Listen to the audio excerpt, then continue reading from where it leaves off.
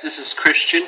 I wanted to bring you guys just a quick update as this has been quite the eventful week. First I wanted to show you my latest additions to my collection. A buddy of mine from DB Exotics, thanks Dan, brought these from Daytona. First we have quite the good looking stunner here. This is a male jungle emery het tremper. You can just see how beautiful this little guy is. He already shed. Just look at the color on him. You're going to see that a lot of where that lavender is going to be a nice little hint of green. Lots of yellows. This guy's just a phenomenal looking gecko.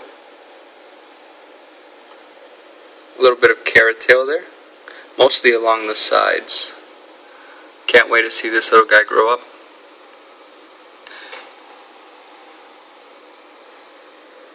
He's absolutely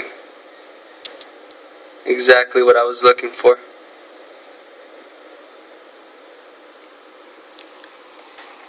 Next I have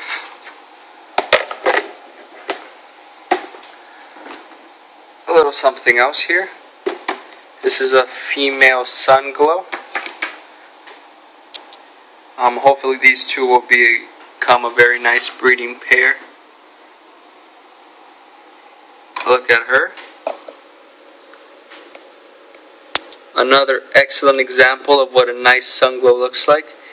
She's a sun glow from the Tremper line. I picked both of these up from Rewoski. Guy had amazing little geckos. You should definitely check him out. Definitely produces some high-end stuff. You can just see the color on this little girl.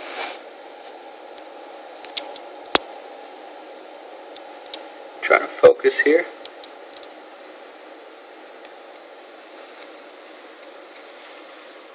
Seems to get brighter and brighter.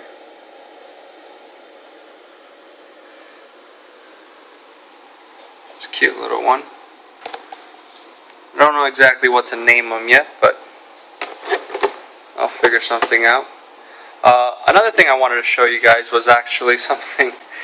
These are my first two little hatchlings that I've ever produced. They're Max Snows. See what we have right here. Just a beautiful little Max Snow. Cute little guy. Nice contrast between the white and the black. And a little yellow in there on the back. Looks like it's going to be a nice little guy. The next one is a little bit of a surprise. Sibling. They hatched both at the same time.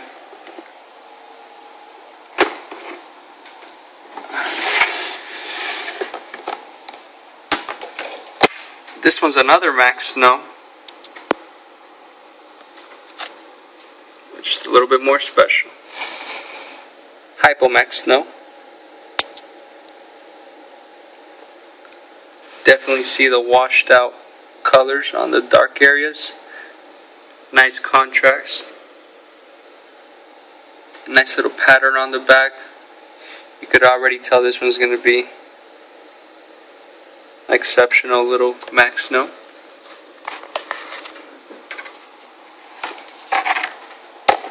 Now, I also wanted to give you guys a quick peek at my newest project. Not exactly breeding wise, but since I uploaded my last video, I've had a lot of questions regarding the actual visual cage setup of some of the leopard geckos I have. One of the questions was, where do I get the styrofoam? Well, I just happen to pick up anything I see. I've never actually bought any. I know you can buy some at Home Depot, but fortunately for me, I've always been able to find these nice sheets. You break them up, mold them to whatever you want. Even this works. You just got to be a little bit more creative with it. Nice and simple. Here's already what I'm working on.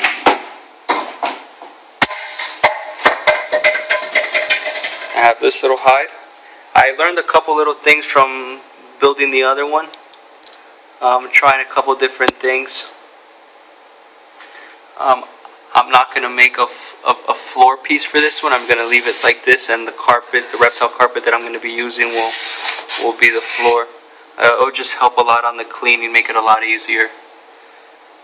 I actually took time. I walked around the pet store and saw little hides that I liked. I kept them in mind and then came home and started building some. This sits flush to the glass, so I cut it a little bit so it doesn't take up too much space. And it has a nice little basking spot here on top for the leopard geckos if they want to. The bottom looks like the back view. I did use, if you can see right there, some skewers just for a little bit extra strength. I put one along the side here. I put one down here to hold these little guys together. You can actually see where this skewer entered to attach to this back piece. For the adhesive I used the same as last time, liquid nails. And then I also entered another skewer right there. And that holds, just gives it a little bit more strength. So this will be a, hopefully a long-lasting hide. The next one I built a little bit more detail.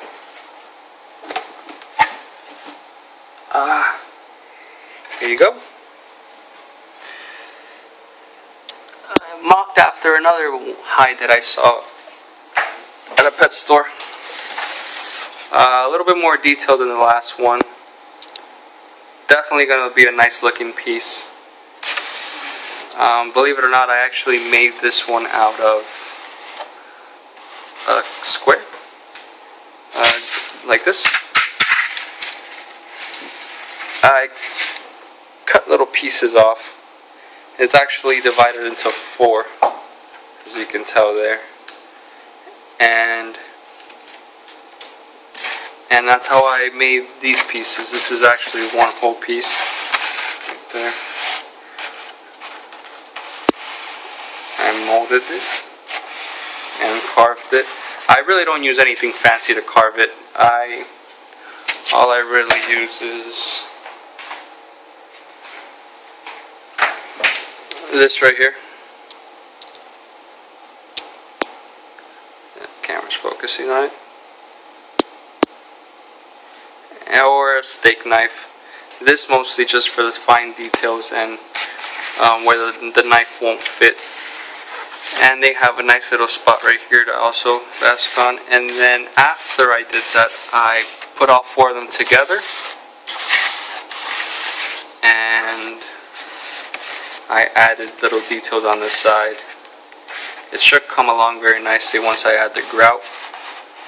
This one's not going to be more a desert landscape like the last one I did. This one's actually going to be a little bit more foresty, a little bit more jungle type. I just wanted something a little bit different. So besides the rock painting it more of a grayish color instead of that kind of reddish canyon theme that I did with the last one, this is going to be very natural rock color, probably with just a little bit hint of yellow. And I'm definitely going to add a lot of moss and algae growing on the rocks, so it looks a little bit more natural. That's the entrance. I'm going to put something in there so it can keep the humidity, and they can use this as a moist box. And there is one additional hide that I'm still working on. It's going to be, I'll just show you guys when I'm done with it. But if you have any questions, feel free to comment below. PM me if anything. I'll try to help you guys. But I definitely do encourage you to try this. It is pretty neat. You could just go to the store and buy something, but this gives it a little bit of a, you have a little bit more freedom. Make sure it fits in the cage nicely, just how you want it. So thanks for watching, and I'll keep you guys posted with more updates. Thank you.